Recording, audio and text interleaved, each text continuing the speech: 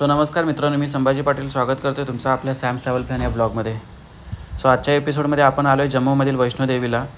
जे कोणी स्वतःहून वैष्णोदेवी यायचा प्लॅन करत असतील त्यांच्यासाठी मार्गदर्शन म्हणून मी हा व्हिडिओ बनवलेला आहे की इथे कसं यायचं, कधी यायचं, ट्रेकिंगसाठी लागणारा वेळ, ट्रेकिंग व्यतिरिक्त काय सोर्सेस आहेत वरती पोचायला. चला मग या सुंदर सफरची सुरुवात करूया. आपली जर्नी चालू होते तेजस एक्सप्रेसने. मुंबईवरून तशा कत्रासाठी लिमिटेड ट्रेन आहेत, त्यामुळे आपण ही जर्नी ब्रेकअपमध्ये केलेली. आणि मुंबईवरून आपण दिल्लीला ट्रॅव्हल केलेलं आणि दिल्लीवरून काश्मीरी गेटला उतरून तिथून रेड बसवरून डायरेक्ट बस बुक केलेली. चल ट्रॅव्हल झाली. ये इकडे.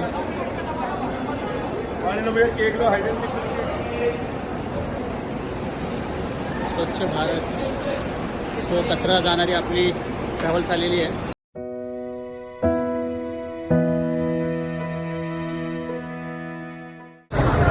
फायनली आपण पोहोचलो कत्रामध्ये आणि बॅक साईडला आहे कत्रा मेन मार्केट. सगळ्यात आधी आपल्याला जे काम करायचं आहे ते इथे जाऊन RFID कार्ड बनवायचं आहे. ज्या RFID कार्डच्या आधारे तुम्हाला वरती वैष्णोदेवीसाठी एंट्री भेटेल.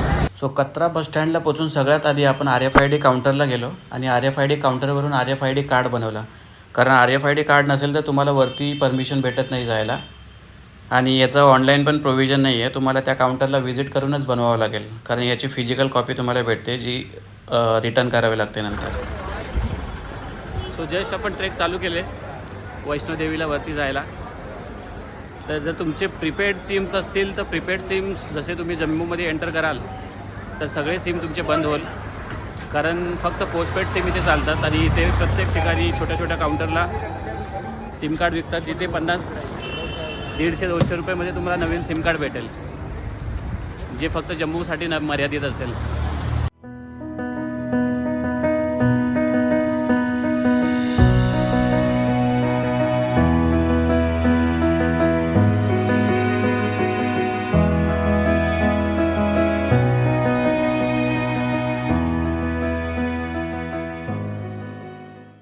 जय माता दी. 20 मिनटं लागलेत आपल्याला खालून बाणगंगा चेकपोस्टला यायला. बाणगंगा आपला पहिला चेकपोस्ट आहे.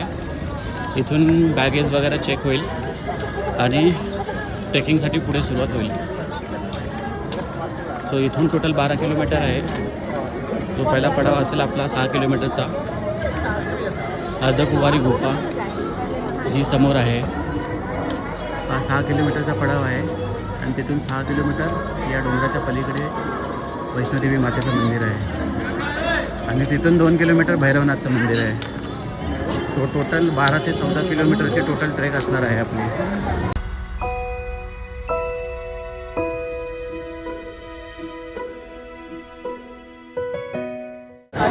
बाणगंगा चेकपोस्ट इथे जर कोणाला फ्रेश व्हायचं असेल, आंघोळ वगैरे करायचं असेल तर त्याची पण सुविधा केलेली आहे. असं म्हटलं जातं की हनुमानला जेव्हा तहान लागलेली त्यावेळी मातेने इथे बाण मारलेला आणि तेव्हापासून हे बाणगंगा म्हणून ही जागा ओळखली जाते. त्याच्या बाजूलाच तुम्हाला खूप सारे खाण्याचे ऑप्शन्स भेटतील. इव्हन या रोडला पण तुम्हाला सिम कार्ड घ्यायचं असेल तर सिम कार्ड तुम्ही परचेस करू शकता, किंवा वरती चढायला काट्या हव्या असतील तर तुम्ही काट्या पण इथून घेऊ शकता. जसं बाणगंगा चेकपोस्ट तुम्ही क्रॉस कराल तर 50 मीटरवरती गुलशन कुमार टी सिरीज कंपनीचं शोरूम आहे आणि इथेच गुलशन कुमार यांचा लंगर लागतं. बाणगंगा चेकपोस्ट क्रॉस झाल्यावरती इथून आमची ट्रेक सुरू झालेली. बेस पॉईंटपासून 2 रोड आहेत. एक न्यू ताराकोट रोड आहे जो 15 किलोमीटरचा आहे आणि दुसरा जुना रोड आहे जो 2 किलोमीटर कमी आहे, म्हणजे 13 किलोमीटरचा रोड आहे. नवीन रोडला घोडे नाही आहेत त्यामुळे थोडंसं साफ आहे आणि जुन्या रोडला घोड्यांमुळे ट्रेकिंगसाठी खूप जास्त अडथळा निर्माण होतो, त्यामुळे कधी कधी थोडंसं इरिटेट वाटतं जुन्या रोडने जायला. तर पालखी आणि पिट्टू काउंटर्स आहेत इथे सुरुवातीलाच. ज्याला कोणाला ट्रेक करायची नसेल त्यांच्यासाठी हे बाकीचे सोर्सेस आहेत आणि याचे चार्जेस मी डिस्क्रिप्शनमध्ये मेन्शन केलेत. ट्रेक करताना जुन्या रोडला खूप सारे फोटो शॉप्स आहेत आणि फूड स्टॉल्स आहेत आणि इथे तुम्हाला छोटी छोटी खूप सारी मंदिरं दिसतील जिथे तुम्ही फोटो सेशन करू शकता. आणि याच रोडला तुम्हाला एक इमर्जन्सीसाठी आरोग्य केंद्र आहेत.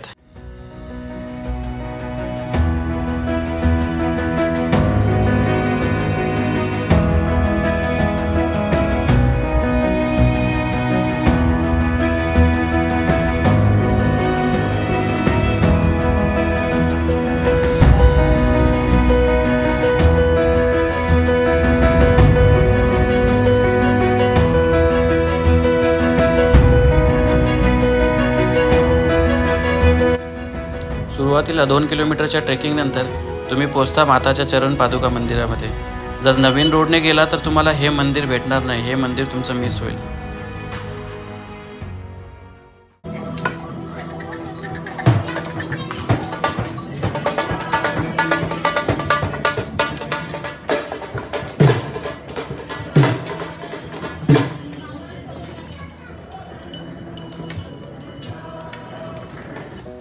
सो जुन्या रोडने ट्रेकिंग करताना तुम्हाला काही ठिकाणी दगडात कोरलेल्या पायऱ्या दिसतील, जे थोडंसं शॉर्टकट आहे. पण या पायऱ्या चढण्यासाठी तुम्हाला गुडघ्यावरती जास्त प्रेशर येतो, त्यामुळे तुम्हाला स्टॅमिना खूप जास्त ठेवावा लागेल. नाहीतर मग सरळ झिगझॅग रोड, त्या रोडने चालत तुम्ही वरती जावा.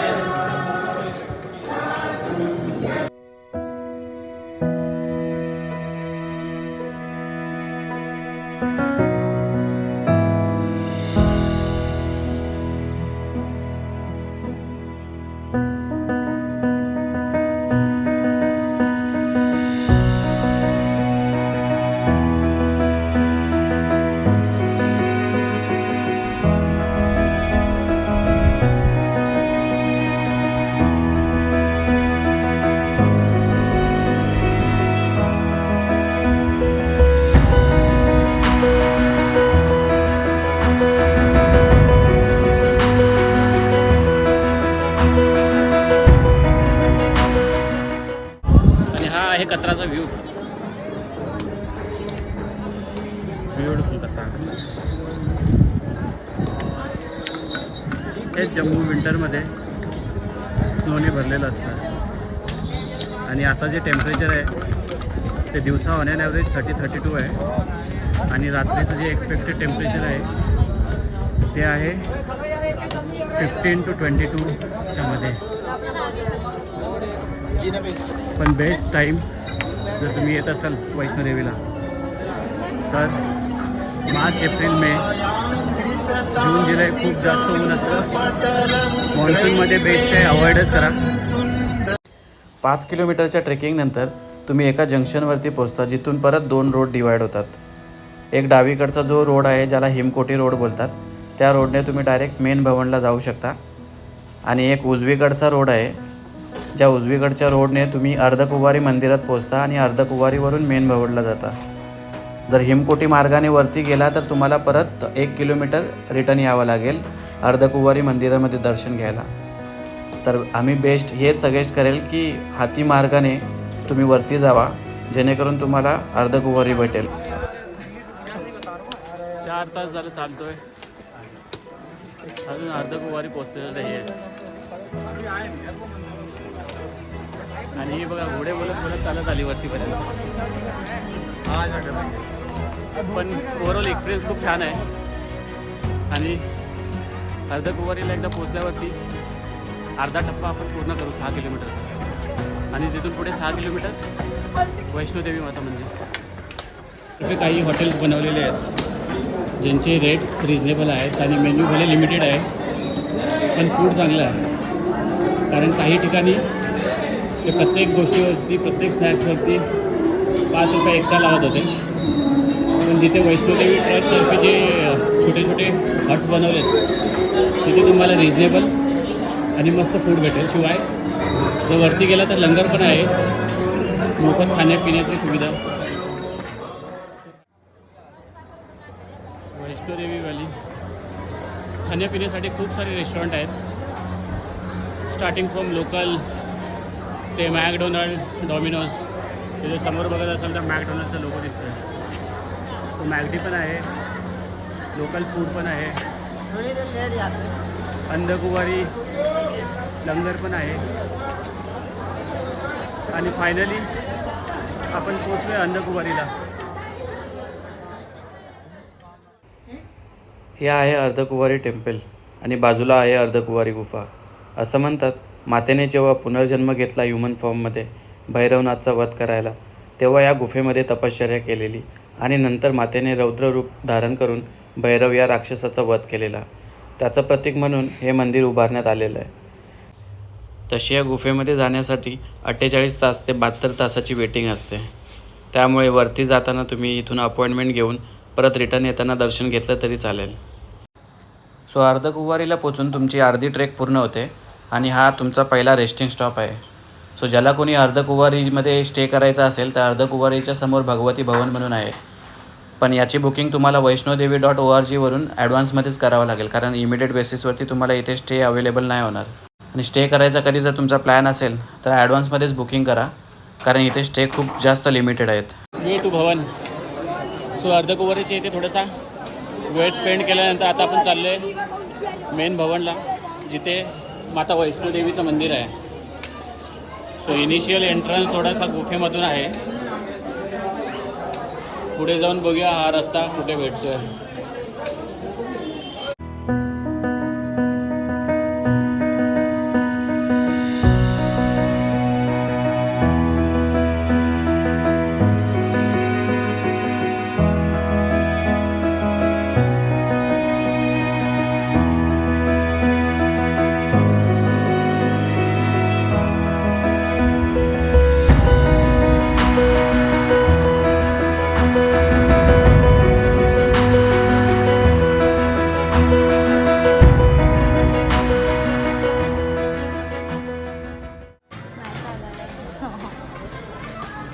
खरी मेहनत तर या लोकांची आहे. एकीला उचलायला 4 जण,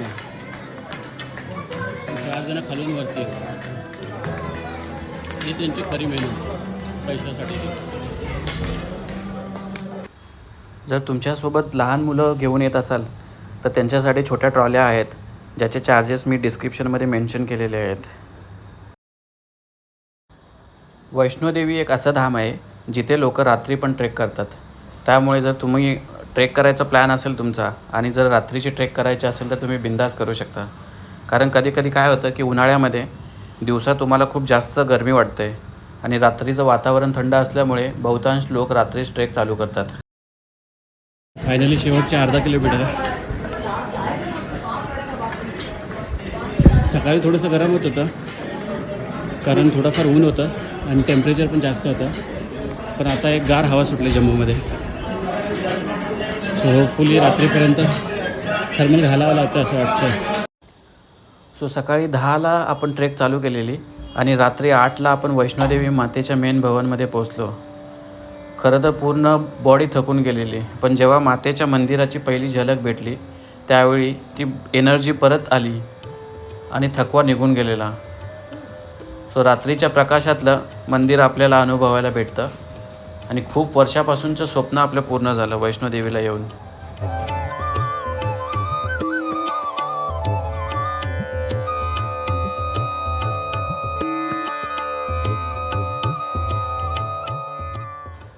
मंदिराजवळ जर तुमची बुकिंग नसेल तर इथे फ्रेश होण्यासाठी सुविधा उपलब्ध आहेत, ज्याचे चार्जेस निःशुल्क आहेत. सो इथे पोचून फ्रेश होऊन नंतर तुम्ही मंदिरात प्रवेश करू शकता. जर बॅग्स वगैरे असतील तर बॅग्ससाठी लॉकर्स रूम आहेत. मोबाईल्स असतील तर मोबाईलसाठी डिजिटल लॉकर्स आहेत, ज्याचे चार्जेस पण नॉमिनल आहेत.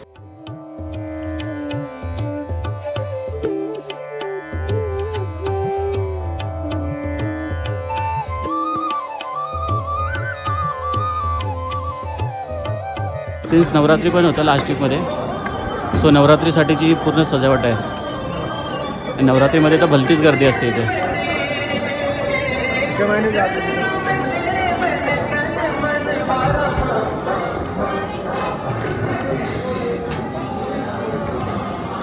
वैष्णोदेवी मंदिराजवळ आम्ही वरती बुकिंग केली नव्हती, त्यामुळे आम्हाला इथे ब्लँकेट रेंटवरती घेऊन जे डॉर्मेटरी असतात त्या डॉर्मेटरीमध्ये आम्ही रात्र घालवली. ही गर्दी आहे भैरवनाथला जायला.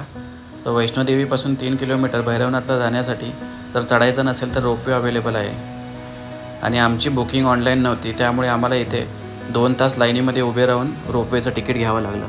त्यामुळे जर इथे येत असाल आणि रोपवेने जायचं असेल तर ऑनलाईन बुकिंग करून या. सो असं बोलतात वैष्णोदेवीचं दर्शन इनकम्प्लीट आहे जर तुम्ही भैरवनाथ टेम्पलला व्हिजिट नाही केली तर. आणि वैष्णोदेवीपासून भैरवनाथचं डिस्टन्स आहे 3 किलोमीटर, जिथे जाण्यासाठी तुम्हाला रोपवे अवेलेबल आहे आणि 3 किलोमीटरची स्टीप क्लाइम्बिंग आहे. रोपवेसाठी थोडीशी गर्दी आहे आणि रोपवेचं तिकीट आहे 100 रुपये पर पर्सन अपडाऊन.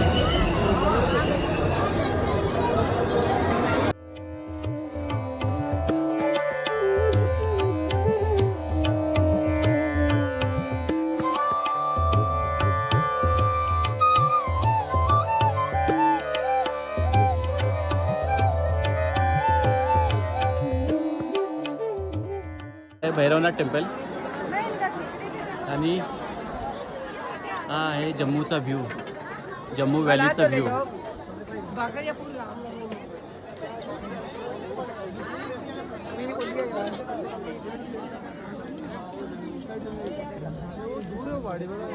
समोर जो डोंगर आहे ती आहे हिमालयन रांग. व्हिडिओमध्ये दिसत नसेल, हा स्नोने भरलेला पूर्ण माउंटेन आहे.